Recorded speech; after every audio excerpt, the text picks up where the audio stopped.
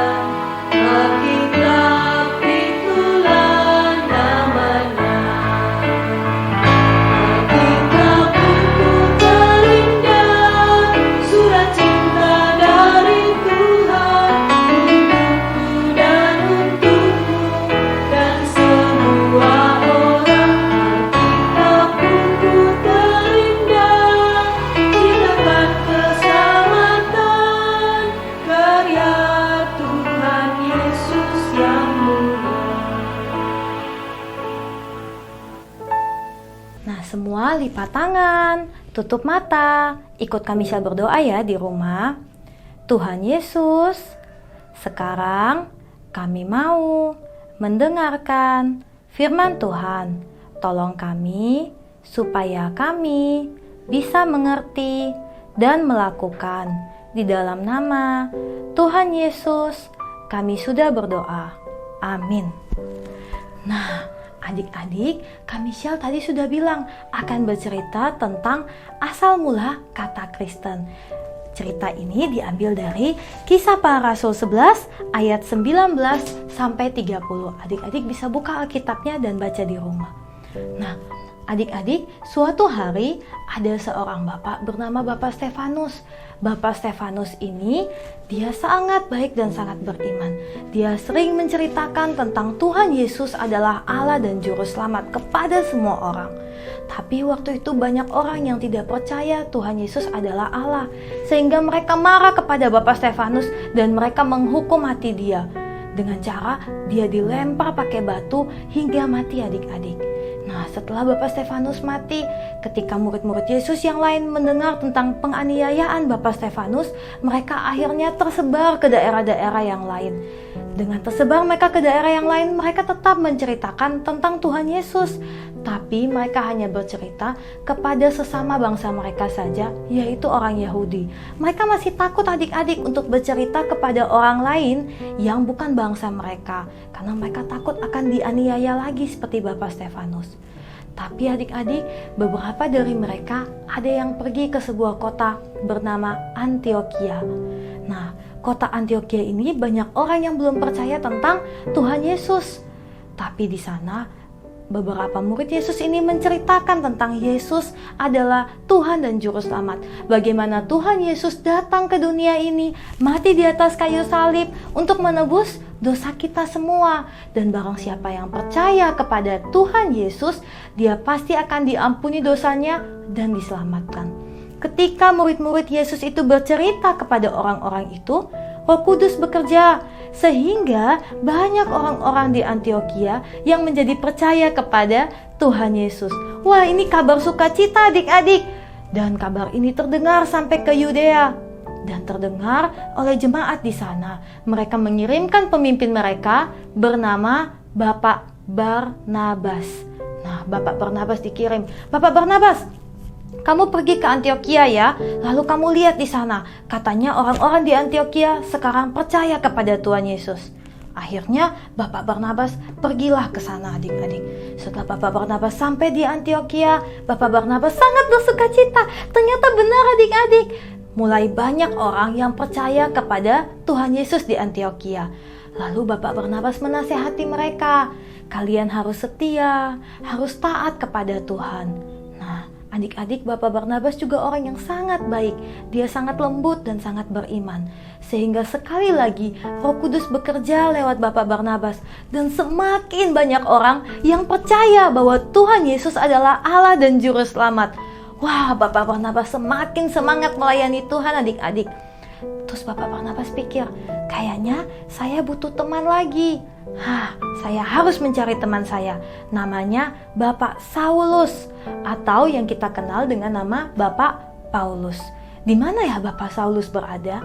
Ternyata Bapak Saulus sedang berada di kota yang bernama Tarsus. Akhirnya Bapak Barnabas pergi ke kota Tarsus berjalan, dan akhirnya dia bertemu dengan Bapak Saulus. Hei, Pak Saulus! Di Antiokhia sekarang banyak orang yang mulai percaya kepada Tuhan Yesus. Ayo, kamu sama-sama dengan saya. Kita pergi ke Antiokhia, kita melayani orang-orang di sana. Akhirnya Bapak Barnabas dan Bapak Saulus pergi ke Antiokhia. Mereka tinggal bersama orang-orang di Antiokhia 1 tahun lamanya. Mereka melayani di sana. Nah, adik-adik, orang-orang di Antiokhia adalah asal pertama orang-orang menyebut kata Kristen. Para pengikut Kristus. Kristen artinya pengikut Kristus. Orang-orang yang mengikut Kristus, mereka sebut sebagai Kristen. Nah, jadi asal mula kata Kristen berada di jemaat Antiokhia. Nah, adik-adik, setelah mereka 1 tahun mereka tinggal di sana, ternyata berita ini terdengar hingga banyak rasul dan nabi yang datang ke Antiokhia. Salah seorang nabinya bernama Bapak Agabus. Ketika itu Bapak Agabus tiba-tiba dipenuhi oleh Roh Kudus, lalu dia berdiri, lalu dia bilang, sebentar lagi di negeri ini akan terjadi bencana kelaparan. Wah, semua orang di Antiokhia mendengar itu dan sedih adik-adik. Tapi apa yang bisa mereka lakukan sebagai wujud iman mereka? Wah, mereka sepakat. Begini saja, bagaimana kalau kita mengumpulkan persembahan? Mereka mengumpulkan persembahan mereka, lalu mereka kirimkan untuk orang-orang yang ada di Yudea. Lalu sisanya mereka juga titipkan kepada Bapak Saulus dan Barnabas yang akan pulang. Pak Barnabas, Bapak Saulus, kita titip ya persembahan ini untuk membantu para penatua yang ada di sana. Wah, orang-orang mendapatkan persembahan dari jemaat di Antiokhia dengan sangat sukacita. Mereka terbantu dari bencana kelaparan. Nah, adik-adik, hari ini kita belajar bahwa Tuhan ingin anak-anaknya melayani Dia dengan 2 cara.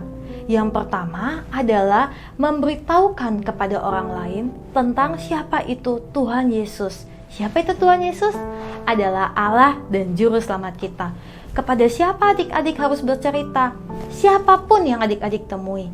Adik-adik bisa cerita kepada mama papa, oma opa, kepada kakak-kakak yang membantu di rumah, kepada teman-teman sekolah. Siapapun yang adik-adik temui, adik-adik bisa bercerita bahwa Tuhan Yesus sudah datang ke dunia ini, mati di atas kayu salib, menebus dosa kita semua, dan Dia adalah Juru Selamat. Nah, cara yang kedua adalah dengan memberi dan berbagi kepada orang lain. Berbagi apa? Kan saya masih kecil Kak Michelle, tidak bisa berbagi apa-apa. Gampang adik-adik, hal kecil saja. Contohnya adik-adik berbagi mainan sama kakak dan adik di rumah. Berbagi mainan sama teman-teman. Misalnya main bersama. Adik-adik juga bisa memberi bantuan kepada orang tua. Bantuan seperti apa? Misalnya merapikan tempat tidur, merapikan mainan. Setelah adik-adik main, adik-adik rapikan kembali. Itu adalah memberi bantuan kepada orang tua. Dan itu adalah cara kecil adik-adik melayani Tuhan Yesus. Tuhan sangat senang kalau adik-adik melakukan itu. Jadi ingat ya, 2 cara melayani Dia adalah dengan menceritakan tentang Tuhan Yesus dan memberi. Ya. Nah, sebelum ditutup cerita ini, kami bisa ajak adik-adik untuk hafal ayat hafalan. Ayat hafalan kita dari Yakobus 5 ayat 16a. Sekali lagi, Yakobus 5 ayat 16a. Bunyinya, hendaklah kamu saling mendoakan. Sekali lagi ya, sama-sama kami sel. Yakobus 5 ayat 16a. Hendaklah kamu saling mendoakan. Bisa ya adik-adik? Nah, adik-adik di rumah, nanti Kak Michelle akan memberikan beberapa pertanyaan di sini tentang cerita yang tadi. Kalau yang mendengarkan dengan baik, pasti bisa menjawab pertanyaan. Nanti jawabannya dikirim ya ke Lose supaya menjadi poin tugas adik-adik sekalian.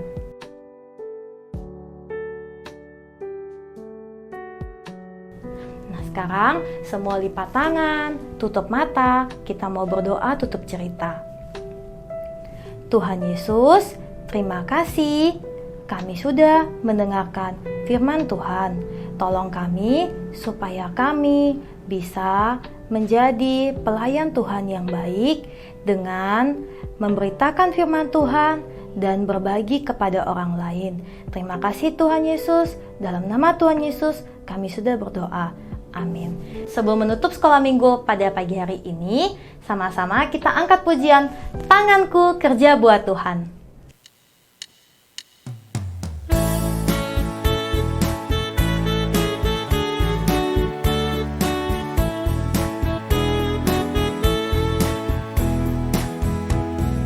Tanganku kerja buat Tuhan, mulutku memuji namanya, kakiku berjalan cari jiwa, upahku besar di surga. Tanganku kerja buat Tuhan, mulutku memuji namanya, kakiku berjalan cari jiwa, upahku besar di surga.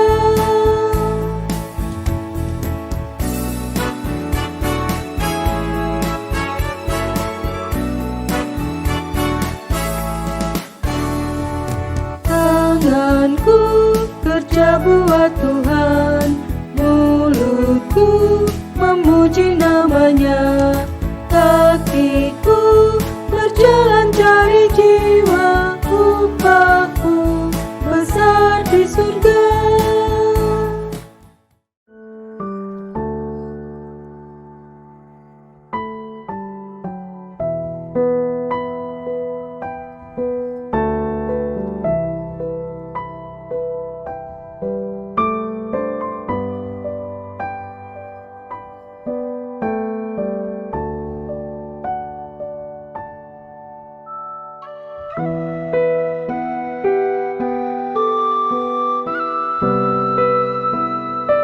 Nah, selesai sudah sekolah minggu kita pada pagi hari ini. Sampai jumpa di sekolah minggu Gemit Agape minggu depan ya adik-adik. Dadah!